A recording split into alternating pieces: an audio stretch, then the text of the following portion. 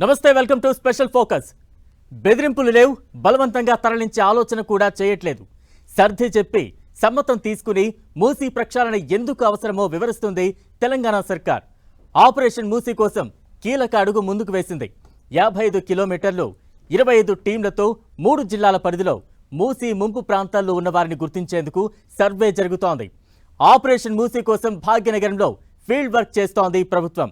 ఆక్రమణలు తొలగించే కంటే ముందే జనాలను వేరే చోటకు తరలించి నిర్మాణాలపై బుల్డోజర్ దించాలని డిసైడ్ అయింది సర్కార్. ఆపరేషన్ మూసీ సక్సెస్ అవుతుందా? Musi clean and green కాబోతోందా?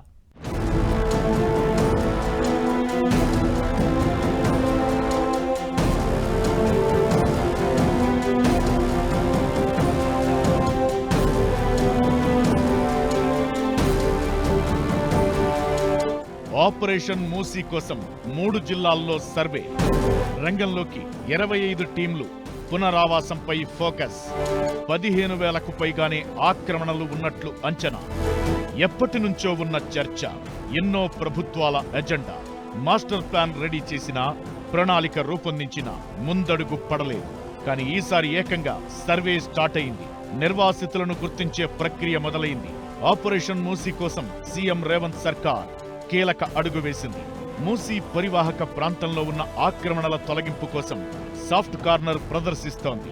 బలవంతంగా తరలించి కూల్చివేతలను చేపట్టే కంటే ఆక్రమణదారులను ఒప్పించి వారి సమ్మతితోనే అక్కడి నుంచి తరలించాకే నిర్మాణాలపై బుల్డోజర్ దించాలని నిర్ణయించింది. మూసీ ముంపు ప్రాంతంలో ఇల్లు కట్టుకున్న వారి దగ్గరకు వెళ్లి అక్కడికక్కడే డబుల్ బెడ్రూమ్ ఇళ్ల పట్టాలను ఇవ్వాలని భావిస్తున్నారు అధికారులు. ఇళ్లను ఖాళీ చేయాలని ఆక్రమణదారులకు ఆదేశాలిచ్చే కంటే ముందే మరో చోట ఇప్పటికే నిర్మించి ఉన్న డబుల్ బెడ్రూమ్ ఇళ్లు అలాట్ చేయనున్నారు. అధికారులే వాహనాల్లో ఇప్పుడున్న ఇంటి నుంచి వారికి కేటాయించిన ఇళ్లకు సామాను తరలించనున్నారు. మూసీ పరివాహక ప్రాంతంలో 3 జిల్లాల్లో 55 కిలోమీటర్ల పరిధిలో 25 ప్రత్యేక సర్వే బృందాలు పర్యటిస్తున్నాయి. హైదరాబాద్ జిల్లాలో 16, రంగారెడ్డి జిల్లాలో 4, మేడ్చల్ జిల్లాలో 5 టీంలు ఫీల్డ్లో తిరుగుతున్నాయి. ఇప్పటికే 13,000 ఆక్రమణలను గుర్తించినట్టు తెలుస్తోంది. అర్హులైన పేదలకు పునరావాసం కల్పించేందుకు వివరాలు సేకరిస్తున్నారు.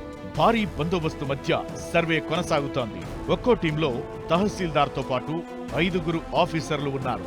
దాదాపు 55 కిలోమీటర్ల పొడవున్న మూసీ పరివాహక ప్రాంతంలో చిన్న పెద్ద కలిపి 15,000 ఆక్రమణలు ఉన్నాయని అధికారులు గుర్తించారు.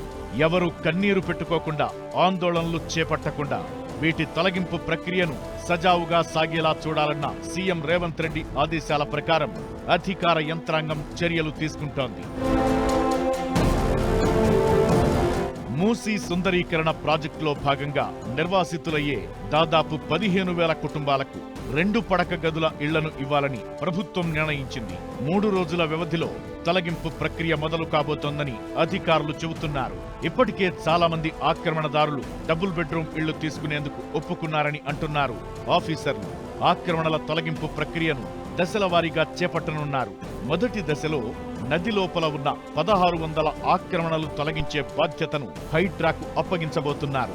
రెండో దశలో ప్రైవేట్ స్థలంలో ఇళ్లు నిర్మించుకున్న వారివి తొలగిస్తారు. వారికి నష్టపరిహారం కూడా ఇచ్చే అవకాశం ఉంది. రాజేంద్రనగర్, గండిపేట, హిమాయత్ నగర్ మండలాల్లో రెవెన్యూ, ఇరిగేషన్, హెచ్ఎండిఏ, పోలీసులు, సర్వే అధికారులు పర్యటించారు. రాజేంద్రనగర్లో 300, హిమాయత్ నగర్లో 75, గండిపేటలో 32 నిర్మాణాలను పరిశీలించారు. వర్షాలొస్తే ప్రస్తుతం ఇళ్లలో ఉంటున్న వారికి ఇబ్బందులు ఉంటాయని, అందుకే 2 పడక గదుల ఇళ్లు ఇస్తున్నామని అధికారులు వారికి నచ్చజెప్పారు. ఇళ్ల నంబర్లు, విద్యుత్ బిల్లు, జలమండలి కనెక్షన్ల వివరాలతో పాటు ఇంటి యజమాని వయస్సు, ఆధార్ నంబర్లను క్యూఫిల్ యాప్లో నమోదు చేస్తున్నారు. మూసీ పరివాహక ప్రాంతాల్లో సర్వే జరుగుతున్న ఏరియాల్లో హై టెన్షన్ నెలకొంది. ఇళ్లు ఖాళీ చేయడానికి నిర్వాసితులు ఒప్పుకోవడం లేదు. దీంతో అధికారులు ఇళ్లకు మార్కింగ్ చేసి వెళుతున్నారు. 2 అంతస్తుల బిల్డింగ్ ఉన్న ఒక డబుల్ బెడ్రూమ్ ఎలా ఇస్తారని ప్రభుత్వాన్ని ప్రశ్నిస్తున్నారు. ఇంట్లో ఉన్న కుటుంబాల ఆధారంగా, వారికి ఉన్న స్థలం ఆధారంగా డబుల్ బెడ్రూమ్ ఇవ్వాలని డిమాండ్ చేస్తున్నారు. ఏళ్ల తరబడి ఉంటున్న ఇళ్లను వదిలేసి ఎక్కడో కొత్త ప్రాంతానికి వెళ్లేందుకు చాలా మంది ఇష్టపడటం లేదు. సర్వేకు వచ్చిన అధికారులను అడ్డుకోవడంతో పాటు కొన్ని చోట్ల గొడవకు దిగారు. మరోవైపు మూసీ పరివాహక ప్రాంతంలో ఉంటున్నవారు చుట్టుపక్కల ప్రాంతాల్లో చిన్న చిన్న వ్యాపారాలు, ఉపాధి పొందుతుంటారు. వీరిని ఎక్కడో దూరంగా ఉండే కొత్త ప్రాంతానికి తరలిస్తే మళ్లీ అక్కడ వ్యాపారం చేసుకోవడం, ఉపాధి వెతుక్కోవడం కష్టమంటున్నారు నిర్వాసితులు. తాము ఎట్టి పరిస్థితుల్లో ఇళ్లు ఖాళీ చేయబోమని అంటున్నారు. దీంతో కొన్ని చోట్ల అధికారులు వెనుదిరిగారు. పునరావాసం కల్పించడమంటే ఇల్లు ఇస్తే సరిపోదని వారి ఆర్థిక స్థితిగతులను కూడా పరిగణలోకి తీసుకోవాలని సూచిస్తున్నారు పలు పార్టీల నేతలు. అయితే మూసీ నిర్వాసితుల నుంచి వ్యతిరేకత వస్తున్నా ప్రభుత్వం మాత్రం పునరావాసం కల్పించి ఇళ్లు ఖాళీ చేయించే ఆలోచనలోనే ఉంది. ఒకప్పుడు మంచినీటి నది అది. ఆ నది ఆధారంగానే భాగ్యనగరం ఏర్పడింది. సిటీ మీదుగా ప్రవహిస్తూ నగరానికి ప్రకృతి ఇచ్చిన వరంగా ఉన్న నది కాస్త రాను రాను కాలకూట విషంగా మారింది. మురికిమయమైన మూసీని తిరిగి మంచినీటి నదిగా మార్చేందుకు ఎన్నో ప్రణాళికలు జరిగాయి. కానీ ఒక్కటి ముందడుగు పడలేదు. ఇప్పుడు తెలంగాణ ప్రభుత్వం ఆపరేషన్ మూసీ కోసం పకడ్బందీ చర్యలు తీసుకుంటోంది. కలుషితమైన మూసీని ప్రక్షాళన చేయడం ఈజీనా? 5 ఏళ్లలో 1,50,000 కోట్ల నిధులు కేటాయించడం పాజిబులా? ముక్కుపొటలు అదిరే కంపు వాసన పోయేదెలా?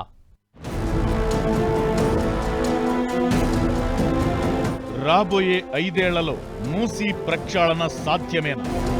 సర్కార్ ఆపరేషన్ సక్సెస్ అయి మూసీకి గత వైభవం వస్తుందా? ఆక్రమణలను తొలగించి క్లీన్ అండ్ గ్రీన్ చేయడం ఈజీనా? మూసీ నది భాగ్యనగరానికి ఓ మణిహారం. ఒకప్పటి ఈ మంచినీటి నదికి ఎన్నో ఏళ్ల చరిత్ర ఉంది. హైదరాబాద్ సిటీకి 400 ఏళ్లకు పైగా హిస్టరీ ఉంది. మూసీ నది ఆధారంగానే హైదరాబాద్ నగరాన్ని నిర్మించారు నిజాం నవాబులు. భాగ్యనగర తాగునీటి అవసరాల కోసం హుస్సేన్ సాగర్ ను కట్టారు. అప్పటి నుంచి హైదరాబాద్ కు చార్మినార్తో పాటు మూసీ నది, హుస్సేన్ సాగర్, పాత బస్తీ ప్రధాన గుర్తులుగా ఉండిపోయాయి. ఒకప్పుడు తాగునీటి అవసరాలకు ఉపయోగపడ్డ మూసీ నది, హుస్సేన్ సాగర్లు రాను రాను మురికి కూపాలుగా మారిపోయాయి. నీరు తాగడం సంగతి పక్కన పెడితే కనీసం అక్కడ నిలబడే పరిస్థితి లేదు. రోజు రోజుకు నగర జనాభా పెరిగిపోవడం, సరైన మురుగునీటి వ్యవస్థ లేక హుస్సేన్ సాగర్ తో పాటు మూసీ నది కలుషితమయ్యాయి. ముక్కు పుటాలు అదిరే కంపు వాసనకు కేర్ ఆఫ్ గా మారిపోయాయి.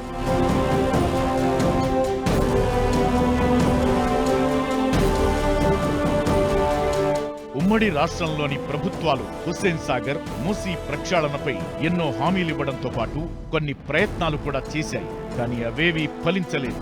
అందుకు మెయిన్ రీజన్ నిధుల కొరతే. ప్రణాళిక లేకపోవడం కూడా ఇంకో కారణం. తెలంగాణ రాష్ట్రం ఏర్పడ్డాక బీఆర్ఎస్ ప్రభుత్వం హుస్సేన్ సాగర్, మూసీ నదిపై ప్రత్యేక దృష్టి పెట్టింది. మూసీ నది ప్రక్షాళన, సుందరీకరణ కోసం ఏకంగా మూసీ రివర్ డెవలప్మెంట్ బోర్డును ఏర్పాటు చేశారు.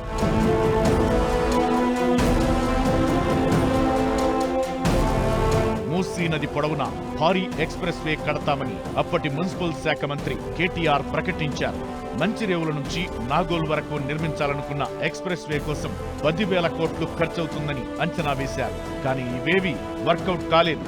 మూసీ నది సుందరీకరణ పనులు ప్రారంభించే టైంలోనే తెలంగాణలో ఎన్నికల హడావుడి మొదలైంది. ఆ తరువాత నవంబర్లో జరిగిన అసెంబ్లీ ఎన్నికల్లో కాంగ్రెస్ గెలిచి తెలంగాణలో పాలనా పగ్గాలు చేపట్టింది. ఇప్పుడు రేవంత్ సర్కార్ మూసీ ప్రక్షాళనపై స్పీడ్ గా డెసిషన్స్ తీసుకుంటోంది. 1,50,000 కోట్లతో మూసీ నదిని అభివృద్ధి చేస్తామని, ప్రపంచ పర్యాటకులు మూసీని సందర్శించేలా మార్చేస్తామని చెబుతోంది. అయితే మూసీ ప్రక్షాళన, సుందరీకరణకు 5 ఏళ్లలో 1,50,000 కోట్లు ఖర్చు చేయడం సాధ్యమేనా అన్న చర్చ జరుగుతోంది. సీఎం రేవంత్ ప్రకటించిన దాని ప్రకారం సంవత్సరానికి 30,000 కోట్లు కేవలం మూసీ నది అభివృద్ధి కోసమే ఖర్చు చేయాలి. ఇది అయ్యే పని కాదని మూసీకే 1,50,000 కోట్లు కేటాయిస్తే ప్రభుత్వాన్ని నడపలేరంటోంది బీఆర్ఎస్. అయితే మూసీ ప్రక్షాళనతో పాటు సుందరీకరణకు కేవలం డబ్బు మాత్రమే ప్రధానం కాదు. కొన్ని దశాబ్దాల పాటు నిర్లక్ష్యానికి గురైన వ్యవస్థలన్నింటినో సరిచేయాల్సి ఉంటుంది. సిటీలో మూసీ పరివాహక ప్రాంతంలో దాదాపు 60 కిలోమీటర్ల వరకు ఆక్రమణలకు గురైంది. అలాంటి ఆక్రమణలను తొలగించడం ఎంతో వ్యయ ప్రయాసాలతో కూడుకున్న పని. మూసీ నదిని పూర్తిగా ప్రక్షాళన చేయాలంటే అంత ఈజీ కాదన్న అభిప్రాయాలు వ్యక్తమవుతున్నాయి.